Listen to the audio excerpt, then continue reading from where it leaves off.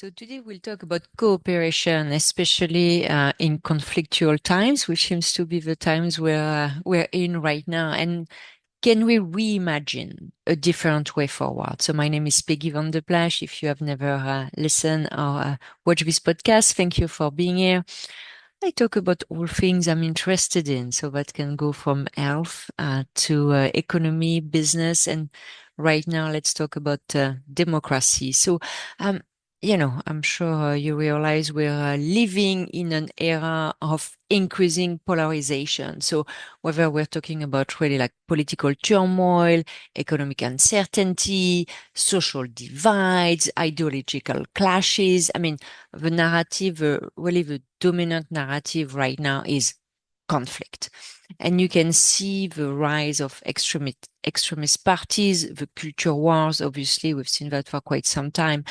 Corporate greed as well, nothing new here, but also the growing disconnect between government and citizen.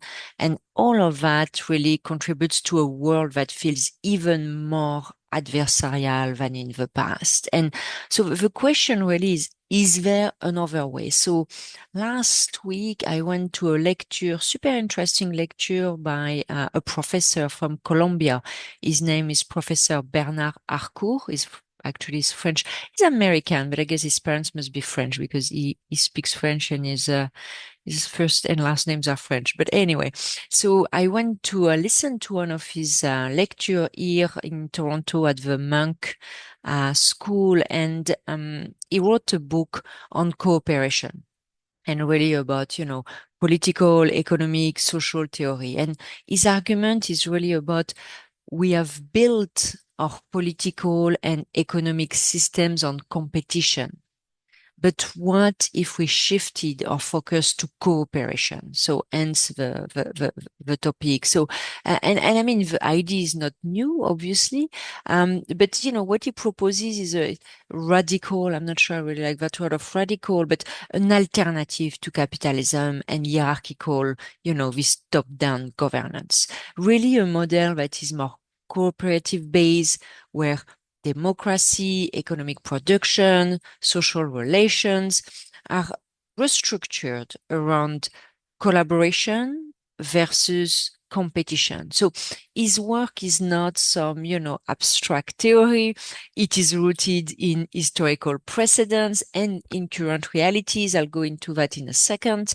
And, you've seen maybe already worker cooperatives, mutual aid networks, decentralized government experiments. So we've seen quite a bit of that. But I would say the relevance of this model today, as I said, as we're in these times of conflict, seem even more relevant.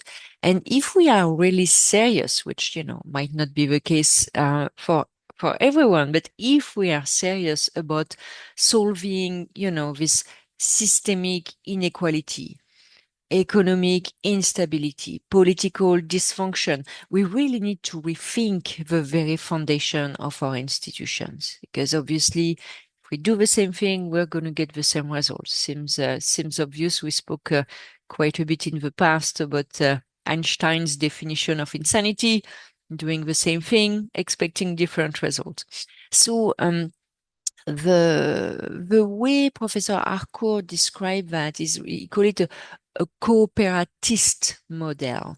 And really at the core of cooperatism, it is a shift away from really this punitive, reactionary system toward prevention, community-driven solution. So think about the model we're in right now, that punitive paradigm. So we make very low investment in prevention, whether it's, social mobility, education, healthcare, but we spend a lot on reactionary measures, policing, incarceration, emergency medical care. So the cooperative alternative, actually, it's, the other way around, obviously. It's more this idea of democratic self-governance across all areas of life. So it's a system that prioritizes long-term collective well-being over short-term individual gains. That means, obviously, you're on your front foot instead of allocating your capital to reactionary measures. You allocate your capital to prevention. So you can think about it in healthcare instead of allocating the bulk of the money to care for the people once they're sick, while you allocate to the money before so they don't get sick. So, and it is not just theoretical. That might sound theoretical, but it's not. I come from France. We have a lot of financial institutions in France that are actually based on this mutualization system, credit unions, and they've been working extremely well. So it's not, like an idea that is just a book idea. So a few examples. Professor Harcourt spoke about that corporation I didn't know, which called Mondragon. Mondragon Corporation is based in Spain, and it's really a huge conglomerate that is worker-owned. And what is very interesting with that conglomerate is that the CEO to worker pay ratio is 4:1, meaning the CEO only earns 4 times more than the basic worker. If you compare it with McDonald's, the ratio at McDonald's is 3,100 to 1. So the CEO makes 3,100 times more money than the basic worker. So obviously very, very different paradigm here. In Jackson, Mississippi, there has been a lot of community-driven development projects that are really reshaping local economies. I mentioned financial cooperatives, so you have models such as Crédit Mutuel in France, Mutual Farm in the US, Desjardins in Canada, and all these organizations really demonstrate how finance can function within a cooperative framework, and it really on facing, like the member ownership and long-term stability. So another, I would say, cooperative model, which I didn't know, is or was, I'm not sure if it's still active actually, the Black Panther Party's community program. So I had no idea, but the Black Panther were started as community programs. So free breakfast programs, healthcare clinics, legal services. So it was really like microcosms of cooperation, which was in a response of, like a systemic neglect. So we have a lot of example of systems that have been working well based on cooperation versus competition. So, but one thing that I would say I agree very much with Professor Harcourt is the fact that before dismantling failing systems, we must first build viable alternatives. And I would say it's almost the opposite of what we're saying in the US right now with Doge, where things are teared apart, but there is no alternative. And that is a challenge. So, and it's not easy, let's be honest, to build an alternative when the existing institutions actively resist change. But again, I don't think putting everything down without having any alternative is very responsible, but that's my own opinion. So one thing I want to talk about is during the event, we were able to ask a few questions. So I asked Bernard or Professor Harcourt about how Gandhi's philosophy of non-violent resistance will fit within this cooperative model, because he spoke about the Black Panthers, but the Black Panthers have, I would say, they were combining the cooperative principles with self-defense and strategic opposition to state oppression, which is a contrast because Gandhi's obviously had a strict commitment to non-violence. So it's a bit of a different animal. And I followed up after that with Professor Harcourt with email to discuss a quote, that he mentioned, a quote from Gandhi that really encapsulate this dilemma of courage, violence, non-violence, cowardice. And what Gandhi says is, where choice is set between cowardice and violence, I would advise violence. So one thing not to misunderstand with Gandhi's non-violent resistance is that it is not a coward way to push back. It is actually really much based on self-sacrifice. And Harcourt explained that very, very well in one of his essays where he reflects on Gandhi's concept of satyagraha. Satyagraha. I missed the R. Satyagraha. And Professor Harcourt describes it as exceptionally demanding because it requires a level of fortitude that I mean, not everyone possesses, and because the question is what happens when cooperation alone isn't enough? And Harcourt admitted that he too, questions whether he would always have the strength to adhere to non-violence. And I know it can seem like an opposition or a contract, but actually it requires a lot of strength to stay non-violent, not by cowardice, but really by self-sacrifice and I would say a spiritual belief. And I personally know I would absolutely not have the fortitude required by Gandhi's concept of satyagraha. So, like this level of sacrifice, patience, resilience, I think what it demands is beyond my reach and beyond, I think, most people reach. Let's be honest. But it really led me to reflect: is a purely cooperative system truly sustainable if it lacks mechanism for protection and resistance? And I think we see very much today that bullies are having a very, very strong voice, even bigger than before. And I do think it is important to be able to cooperate until you have to protect and resist. Probably like the model that the Black Panthers put in place, they would not attack, but they would defend. So again, even if cooperation is the goal, history shows that systems that are built on mutual aid are often dismantled precisely because they threaten established power structures. So, I mean, where do we draw the line? When does cooperation demand confrontation? I don't know, but I'm pretty sure it will at some point. So one other thing I want to point out now, it's more what I would call the limits of cooperatism. And it's really my thoughts on where it breaks down, because the vision of Professor Harcourt is really compelling, but I see several challenges that could really hinder the establishment of this cooperative-based system. But I do believe that some of these challenges can be addressed with the right incentives, and the rest, well, we can just have to live with them the same way we live with a lot of drawbacks from capitalism. So again, I think we need to also understand that no system will be perfect. If we're going from one to another, if the previous one is imperfect, it's highly likely that the new one will be perfect. You just want the imperfection to be less acute and less frequent, I would say. So the first question, the first limit I'd say, and I mentioned that, is how do you fund parallel systems? Because if we want to shift from a punitive to a cooperative paradigm, we can't simply dismantle existing structures overnight. I know that it's what's happening right now in the US, but I really don't think it's the right approach.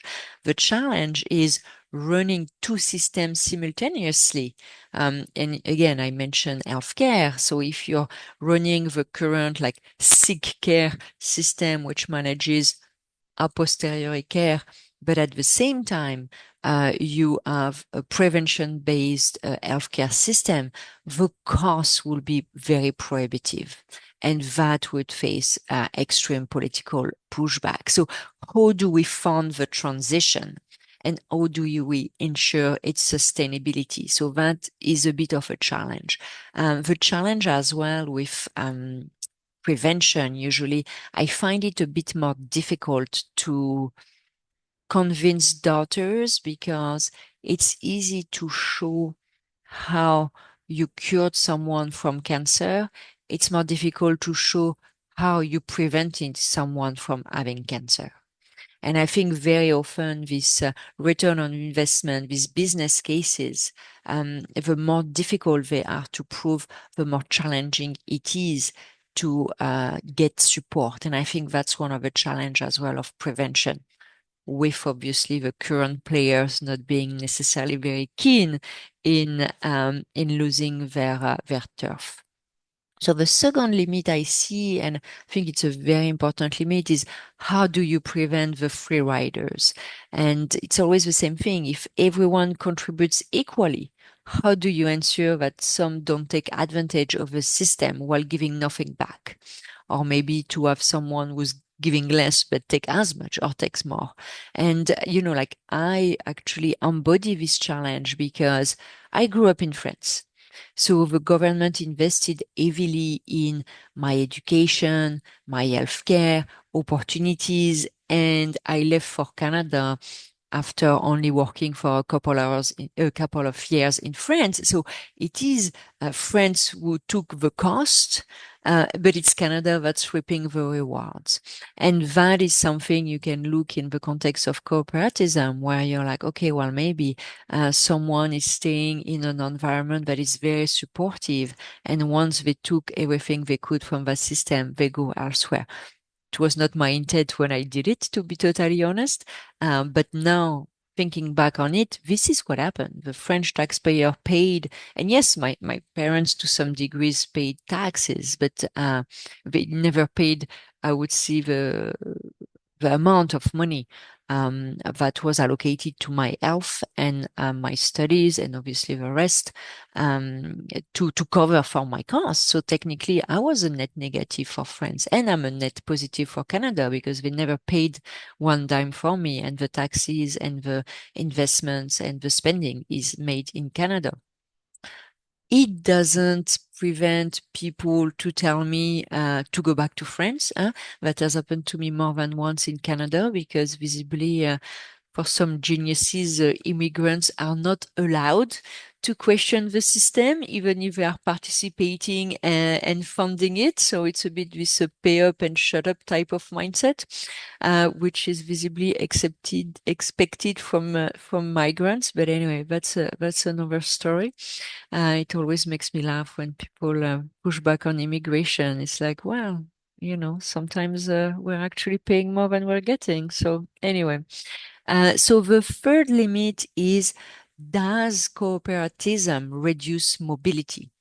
And that's one of the question I see because, like in the past, I had several opportunities to join partnerships such as like VC fund, and you end up being locked in, I would say, if you want to make your compensation for like 10 years. But it's the same thing if you're in a a law firm, or a consulting firm based on partnership. So would a worker cooperative or a mutualist governance model, um, you know, lock in the members? And if you want to leave it, it becomes very costly. So again, it's a bit like the free riders comment is, how do you prevent people from extracting resources and then abandoning the system?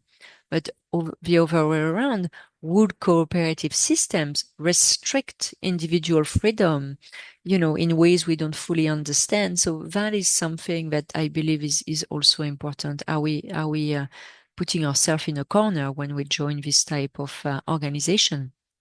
And and the last one I alluded to it, which is really what happens when cooperation is not enough.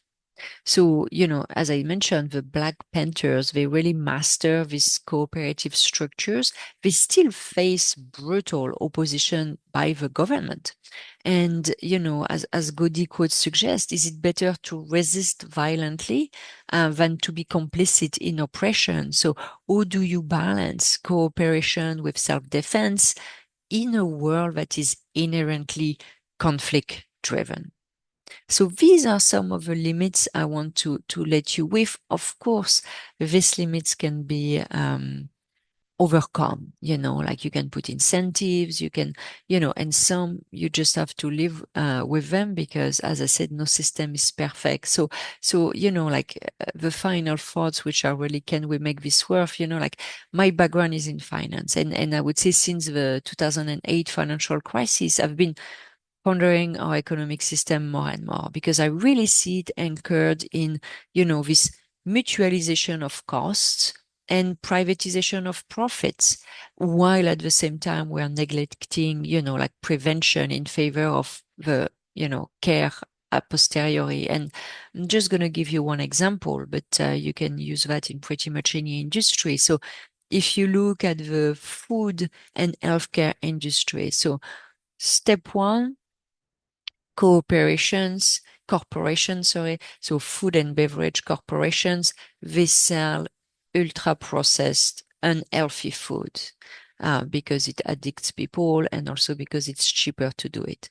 So it allows them to privatize the profit because they increase their margin by keeping you addicted to cheap products.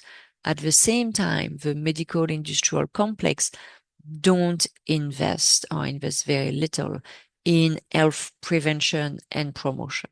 That's step one. Step two, people get sick because they eat low quality food.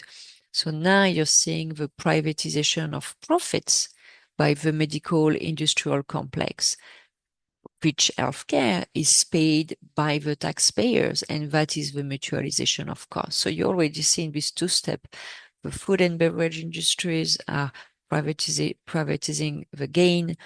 The healthcare industry is privatizing the gain, and we as taxpayers are bearing the cost. And then the cherry on the pie is that the step three, I would say, is that poor nutrition impacts cognitive function and decision making, and that makes populations easier to manipulate and get addicted to this unhealthy lifestyle. And I mean, that is a perfectly self-reinforced cycle. And I mean, you can expand this cycle. I mentioned it to financial services and technology. So, for example, what we saw in Canada is tech companies, they wanted cheap labor to preserve their margins and fuel their growth. So they lobbied the governments in order to attract a load of immigrants, in order to keep their costs low.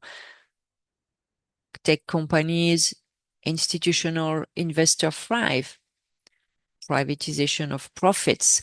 And I would say it's double down because they also combine the maximization of profit with tax optimization scheme. Then the overall population support the cost of infrastructure because while we have to welcome a lot of immigrants, that means healthcare, that means education, that means, infrastructure, roads and all of that. All these costs are supported by the taxpayer. So you see the tech companies, the institutional investors, they made the profit. And the ones who are paying the cost are the taxpayers, anyone, whether they're in tech or institutional investors. So everyone's supporting that. And I mean, in that context, the cherry on the pie is that the government and the immigrants are blamed. Well, actually, it has nothing to do. Yes, the government mismanaged, I would say, the infrastructure, but they answered to the lobbying from tech companies. So it's very interesting to see how this system work. And it's same thing with financial services. They offer exotic high margin products. They thrive on that. They privatize the profit. Once again, they make sure that they pay a minimum amount of taxes with tax optimization schemes. Then the system collapses because it's been pushed to the limits by corporates and individuals' greed. And then the population bail out this institution. And here you see again the mutualization of costs and the privatization of profit. So that is why I've been more and more intrigued by financial cooperatives and union-based financial models.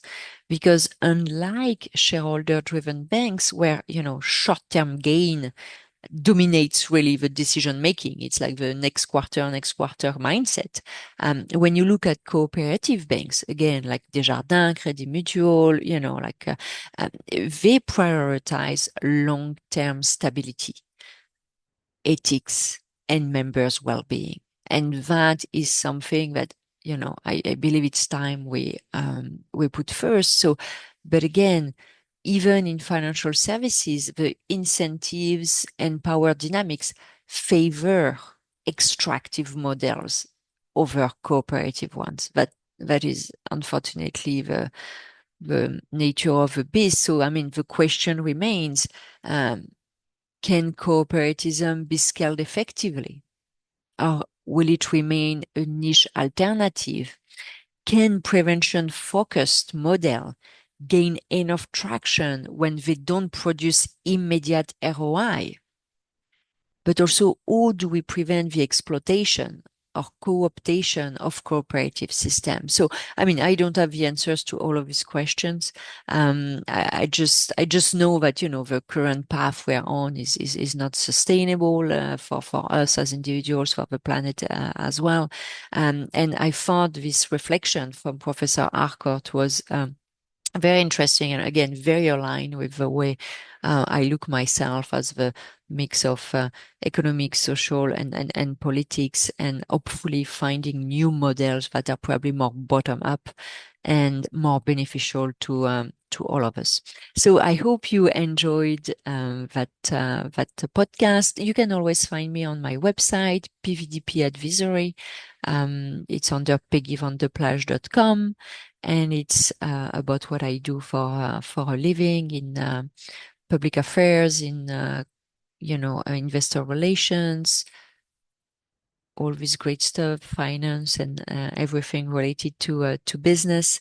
Don't hesitate to reach out if you have any questions or comments. I would love to hear your thoughts. And thank you so much for listening. Until next time. Bye.